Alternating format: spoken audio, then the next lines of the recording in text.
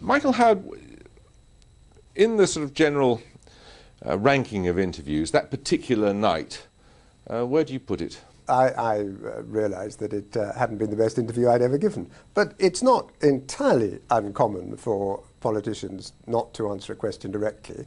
It's pretty uncommon for them to be asked the same question, was it 14 times? Or however many times. Is it true, by the way, if I can ask you a question, that the reason you asked it 14 times was because the next item was delayed and the producer told you while you were asking the questions, keep on asking it because we're not ready to proceed with the next item? It's more or less true, yes, yes. I mean, by the time I'd asked the question 5 or 6 times and it was quite clear, I thought, that you weren't going to answer it, the interview should have come to its natural end. Yes. At which point a voice came in my ear and said, the next piece of tape isn't cut, you better carry on with this for a while.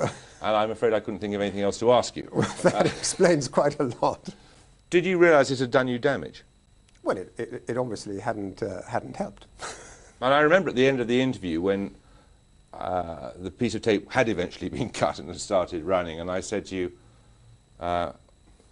everything okay? And you said, what do you think? Yes, as you tore off your microphone. You were jolly cross. Yeah, I remember that exchange too. You were cross, weren't you? Well, there you go. Yeah.